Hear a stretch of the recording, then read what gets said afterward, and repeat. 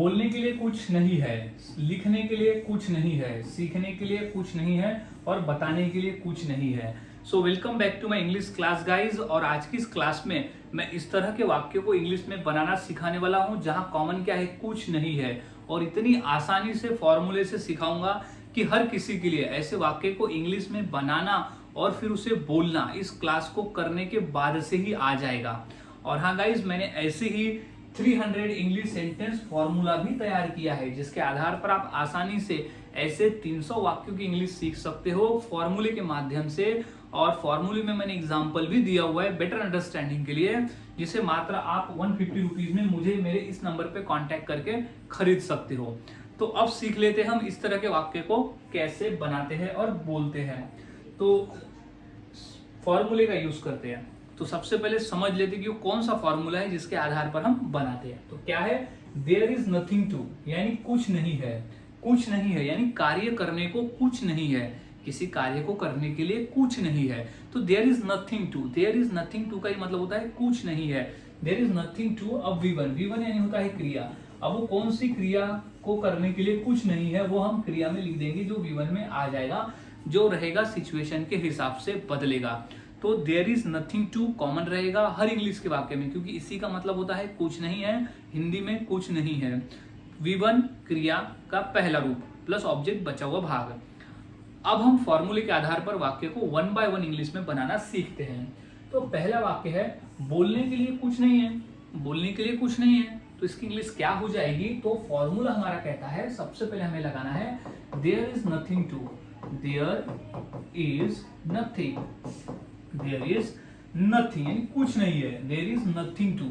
अब क्या करने के लिए कुछ नहीं है, तो V1 क्या है, क्रिया है, तो बोलने के लिए। तो there is nothing to speak. Speak यानी क्या होता है, वो होता है बोलना। तो there is nothing to speak, बोलने के लिए कुछ नहीं है।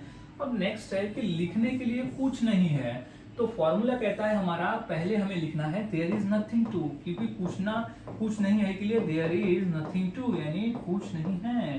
देयर इज नथिंग टू यानी कुछ नहीं है। अब क्या करने के लिए, लिखने के लिए। तो there is nothing to write, लिखने के लिए कुछ नहीं है। तो there is nothing to write, लिखने के लिए कुछ नहीं है।